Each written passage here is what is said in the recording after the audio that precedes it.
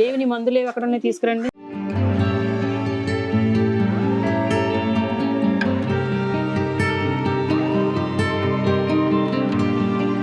ఇన్ని సంచుల్లో ఆ సంచి ఏ సంచి నీకు తెలియట్లేదు.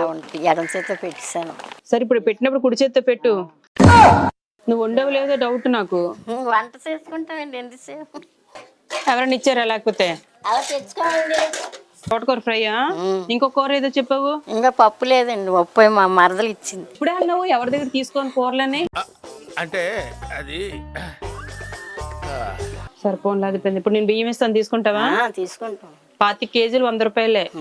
మేము అలాగ అమ్మమండి.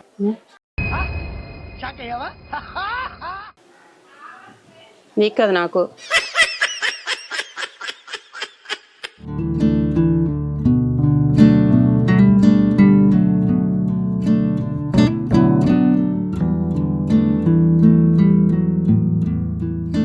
ఇది మీ ఇల్లు అమ్మా? ఇంట్లో ఎంతమంది ఉంటారు? మా అమ్మగారు. అమ్మ మీ పేరేంటి? అమ్మా నమస్తే పెద్దావిడ. నీ పేరేంటి అడుగుతాను చెప్పు. రాజులమ్మ. రాజులమ్మ గారా? ఈవిడెవరు? మీ అమ్మాయా? మీకు ఎంతమంది సంతానం? ఎంతమంది పుట్టారని అడుగుతాను. పిల్లలు 4.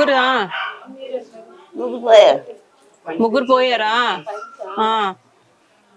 ఈవిడ ఒక్కరు మిగిలారా? ఏమమ్మా ఇది ఇలా అంటే ఏంటి? డబ్బు వచ్చిందమ్మా.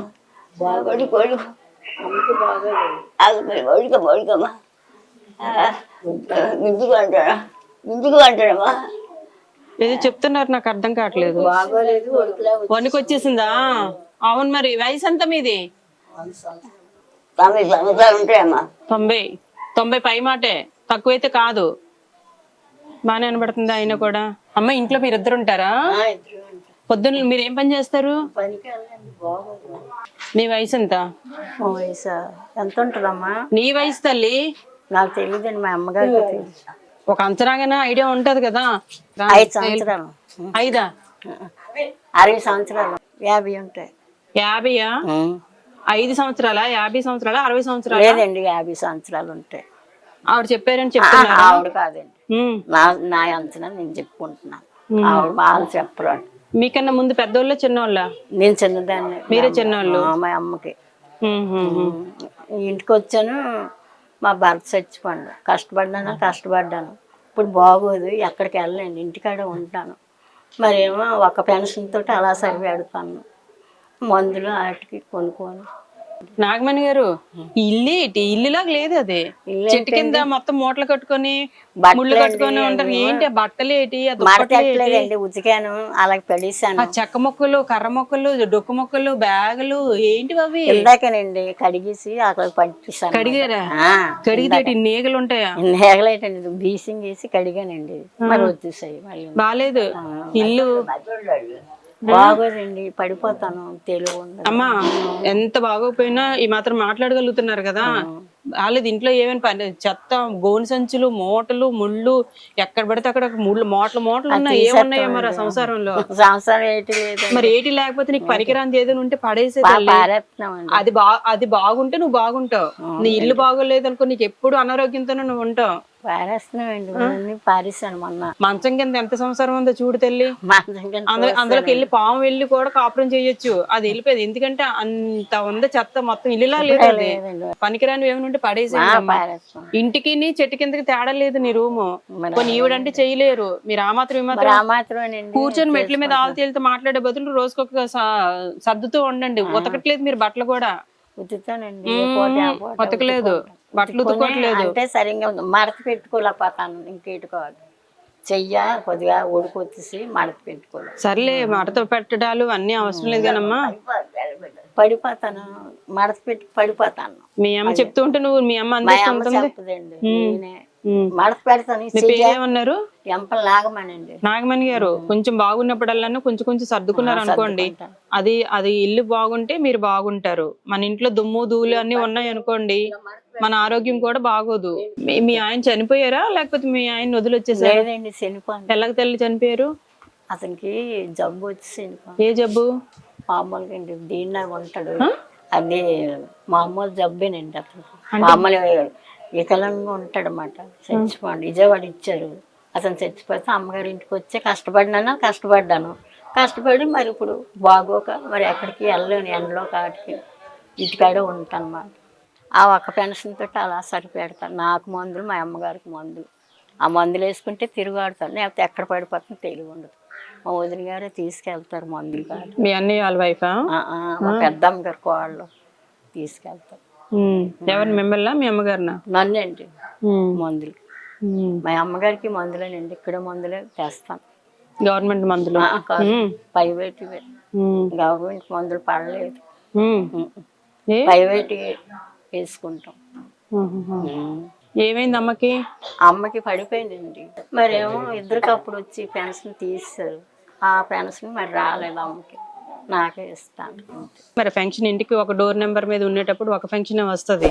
ఆ ఒక పెన్షన్ తో నన్న కూడా శుభ్రంగా ఉండొచ్చు. శుభ్రంగా ఒక 1000 రూపాయలు ఎంత అవుతాయి మందులకి మీకు ఇద్దరికి? మా అమ్మగారికి అండి 1000 రూపాయలు అవుతాయండి. నాకు ఒక 4000 అవుతాయండి. 5000 నెలకి 5000 ఖర్చు పెడుతున్నారా? నాకు మందులకు వస్తాయి. మరి ఇంకా అలాంటి అబద్ధాలు ఆడకూడదు. అబద్ధం ఆడలేదండి, అబద్ధం ఆడుతున్నారు. 5000 మీకు ఎలా వస్తున్నాయి? మీకు ఎలా వస్తుంది పెన్షన్ వస్తే? అలా కూడా పెన్షన్ ఎంత వస్తుంది? 10,000 వస్తుందా? 4000 వస్తాయి. మరి నెలకి 5000 మందులు వాడుతున్నారా? అందులో 1000 రూపాయలు దాస్తాను కదండి. ఎలా దాస్తావు? నీకు వచ్చిన 4000లో 5000 మందులు కొనికి ఇంకొక 1000 రూపాయలు నువ్వు దాస్తున్నావా? ఎప్పుడైనా మరి పెన్షన్ వస్తే అలాగా 5, 10 దాచుకుంటానండి, వేసి కొనుక్కుంటాం. నీకు లెక్కలు వచ్చనుకోవాలా రావనుకోవాలా? లెక్కలేదు రావండి. నీ వయసు ఎంత? నా వయసు చెప్పానండి ఇప్పుడు. మళ్ళీ చెప్పు, ఇప్పుడు ఏమైంది? వెళ్తానండి, చెప్పాను. మర్చిపోయావా? నాకు తెలియదండి. అలాగే ఇవి ఎన్ని వేలు? 2000. ఇవి ఎన్ని వేలు? 4. ఇవి 5. నీకు ఎంత పెన్షన్ వస్తుంది? 4000 వస్తుంది. నీకు మందుల ఖర్చు ఎంత అవుతుంది? చెప్తున్నానండి, మళ్ళీ చెప్పు. 4000, 5000 అవుతున్నాయండి మందులకి. తెలీదన్నావు ఇందాక. ఎందుకు తెలియదండి, మందులకి వస్తున్నాను. నీకు వచ్చింది 4000 అయితే 5000 ఎలా ఖర్చు పెడుతున్నావు అని. ఎవరైనా వస్తారు కదా, మా చిన్నాన్న వాళ్ళు ఇస్తారు. 500, 600 ఇస్తే అందులో. ఓకే, బంధువులు ఎవరైనా వచ్చి సాయం చేస్తే అలా. ఏవి నీ మందులు ఏవి అక్కడ ఉన్నాయి? తీసుకురండి. ఇవ్వండి నా మందు. తీసుకురండి.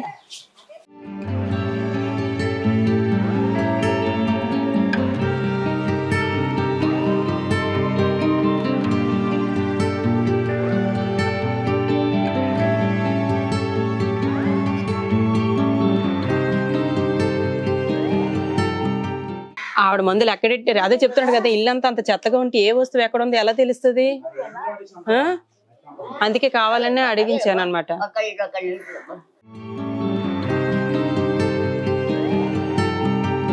అమ్మా, ఏం పేరు? నాగమణి. దా దా. ఏవి మందులు? ఉండండి, ఇక్కడే పెట్టాను. రోజు వేసుకునే మందులు నెలకు 4000 ఖర్చు పెడుతుందంట. కానీ ఆ మందులు ఎక్కడ ఉన్నాయో కూడా తెలియదు.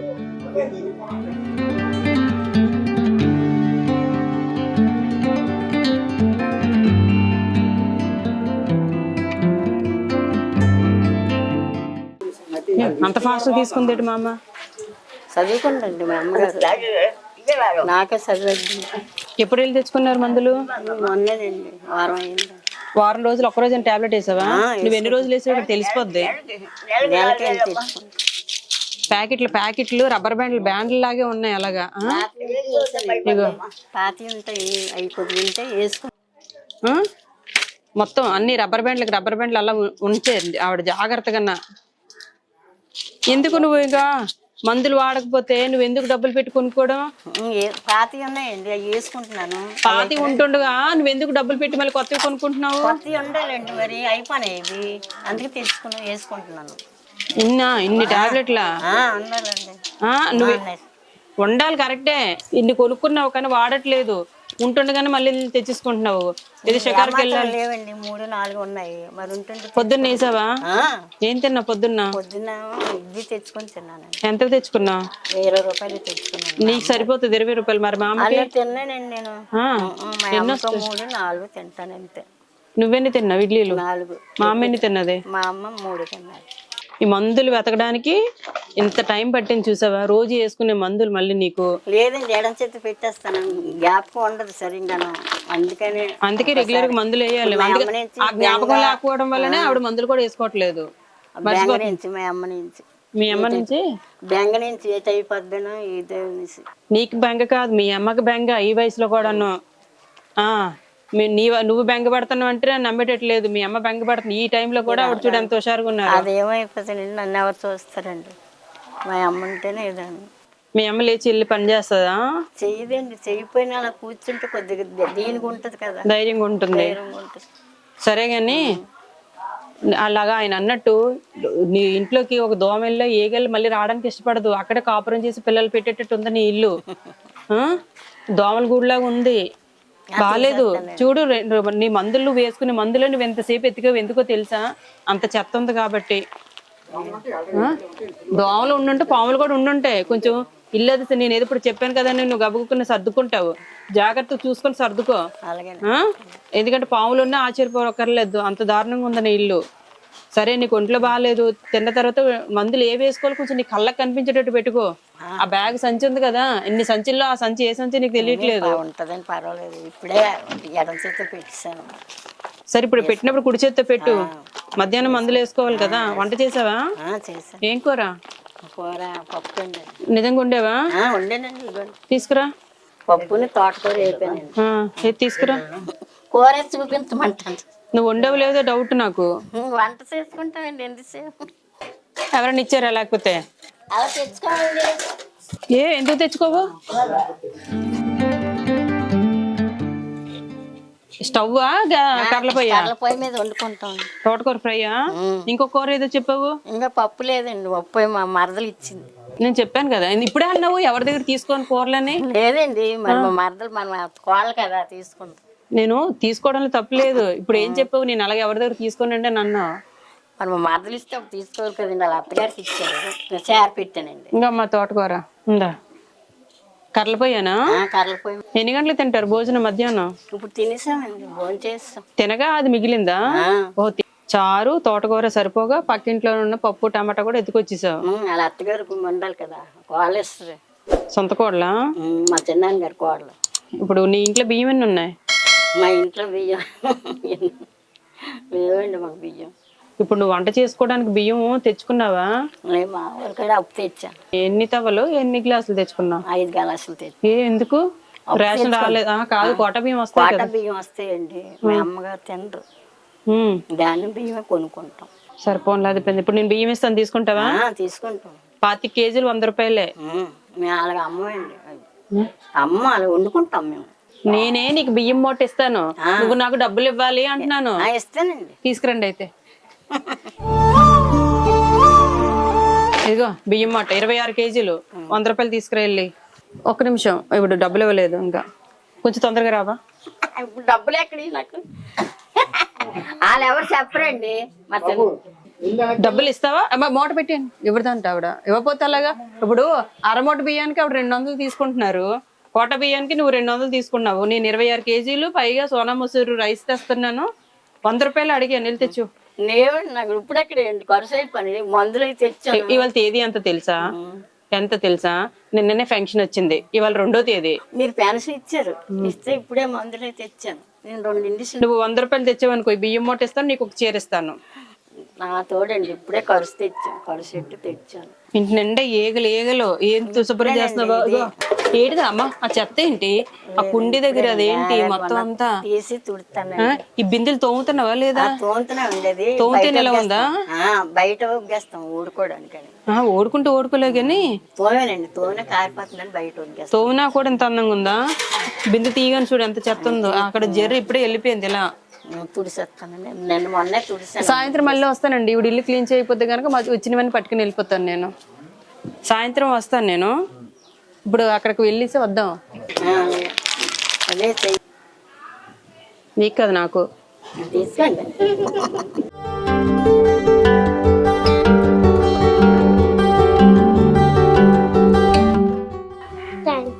నీకు కాదు, దానికి ఇవ్వు.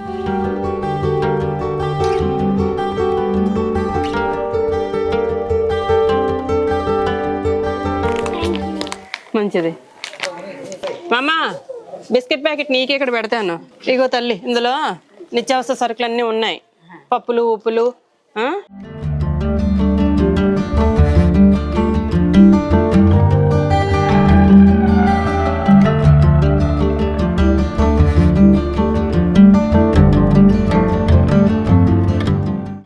అవమ్మా అన్నీ ఉంటాయి, నిత్యావసర సరుకులు, పప్పు. ఆళ్ళు వీళ్ళు అడక్కు, ఉన్న రోజులైనా నువ్వు వంట చేసుకో. నీకు బట్టలు ఇవ్వాలన్నా కూడా ఆలోచిస్తున్నాను. ఇంటి నిండా అన్ని బట్టలు ఉన్నాయి, ఇవి ఇచ్చినా కూడా ఎక్స్ట్రా స్టోరేజ్ నీకు. నీకు ఇవ్వాలంటే భయం అవుతుంది. ఉన్నవైనా కొంచెం నీట్గా చేసుకో నాగమని. ఇల్లు బాగుంటే నువ్వు ఆటోమేటిక్గా నువ్వు బాగుంటావు. ఇల్లు చెత్తగా ఉందా మన ఆరోగ్యం కూడా అలాగే ఉంటది. మనం బాగుండాలంటే మన ఇల్లు బాగుండాలి. బాగోలేదండి నాకు, అందుకే చేసుకోను. కొద్దిగా బాగోలేకపోయినా కూడా బాగున్న టైం ఇంత టైం ఉంది కదా, నెమ్మదిగా తుడుచుకుంటే సరిపోతుంది.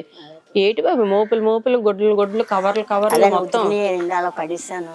చెయ్యాలి ఎప్పుడని పడిస్తాను. బాగా శుభ్రం చేసుకోండి, బాగుంటారు. తీసుకోండి.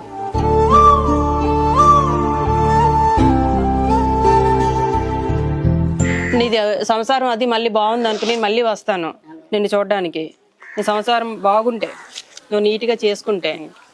యాక్చువల్గా ఎక్కువ ఇద్దాం అనుకున్నాను, కానీ నువ్వు ఎక్కడ నీ మందులే ఎక్కడ పెట్టావు, గంట వెతికావు. ఈ తీసుకున్న వెళ్ళినా ఎక్కడ పెట్టుకుంటావో తెలియక ఇవన్నీ ఇద్దాం అనుకున్నాను, కానీ అన్నిటి ఇవ్వను. ఎందుకంటే నువ్వు పారేసుకుంటున్నావు కదా. పారేనండి, డబ్బులు కూడా అక్కడ పారేను. డబ్బుల దగ్గర జాగ్రత్తగా ఉంటారా? ఇద్దాం అనుకున్నాను, కానీ నమ్మకం లేదు. ఇవన్నీ క్లీన్ చేసేసి చూపించు, అప్పుడు మళ్ళీ వస్తాను నేను. ఎంపీటీసీ గారు, ఈవిడ ఇల్లు శుభ్రం అయిందో లేదో చూసిన తర్వాత డబ్బులు ఇవ్వండి.